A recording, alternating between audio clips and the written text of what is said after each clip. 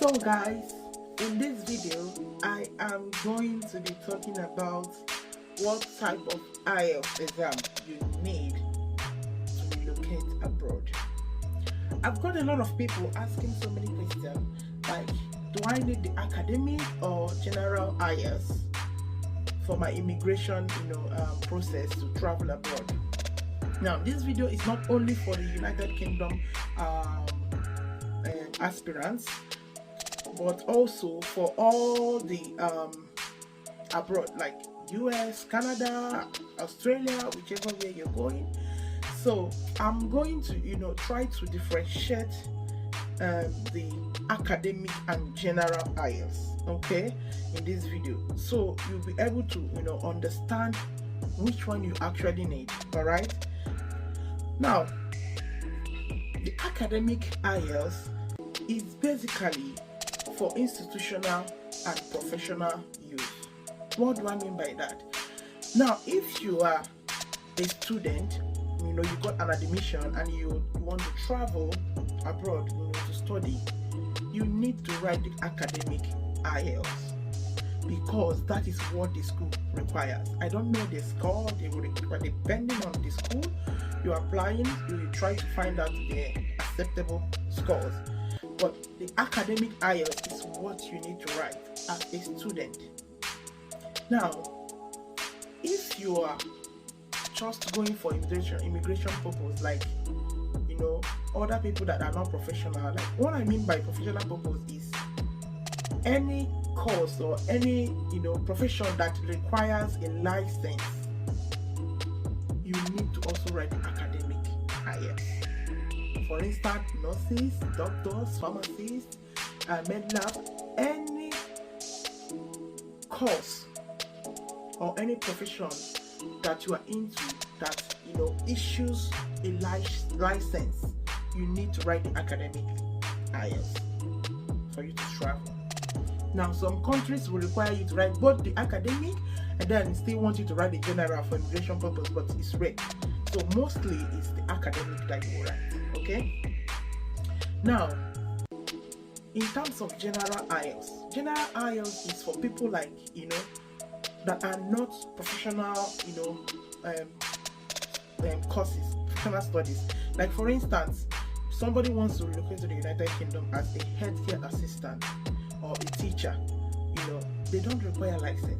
So what they will write is actually the general UKVI. Now, this is another issue. Some people, some nurses come to me, and some of my, colleagues back home, they ask me, somebody said that you must write the UKVI as a nurse to be, registered as a UK nurse.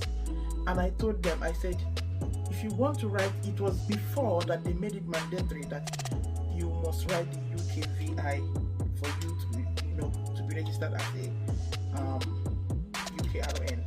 But now it's no longer like that.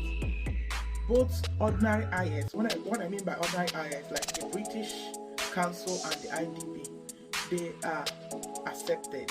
So you don't need to kill yourself to go and write UKVI, because UKVI is actually more expensive, but at the end of the day, they are all accepted. Now, if you wish to write the UKVI, if you insist, fine, it will be accepted. But if you also want to write the British IELTS and IDB IELTS, it is perfect, accepted. Okay. Now, another thing I'm talking about the general IELTS is,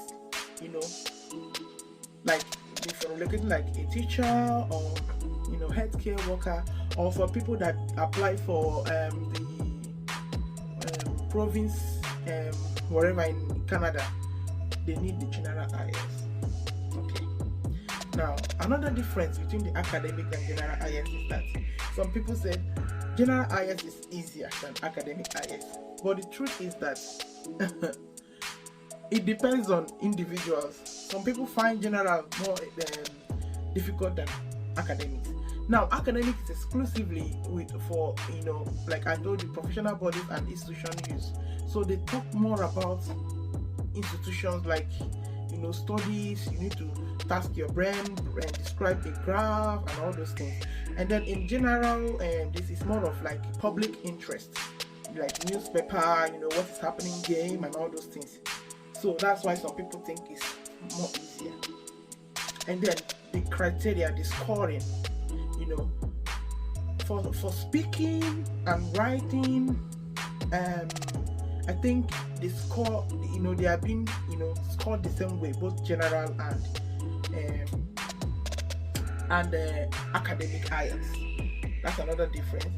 But in the reading section, so a score of 30 for general IELTS is a band 6, whereas in academics a score of 30 is a band 7. So you see, the general one, like some people said, is easier, but the criteria of marking is not easier, so they give them higher. They have to score high to get a higher band than the academics. And then another difference is that in the general IELTS, in the section, in the writing section, now the part 1 is either a formal or informal letter writing, while in the academic it has to do with descriptive essay, like describing a graph, pie chart, or a drawing. You have to task your brain, like try to summarize a drawing and describing it. Okay, so I hope that this video will help somebody to understand which or what type of IELTS they actually need. In case you're still confused about this, you can comment on the comment section and ask me directly the question that you want, and I will answer you. Okay, don't be confused anymore. Now, what are you waiting for to start your application? Start now, don't wait till tomorrow. Okay, don't forget to share, like, and also comment if this video was helpful to you. Okay, and see you in my next video. Remain safe. Bye.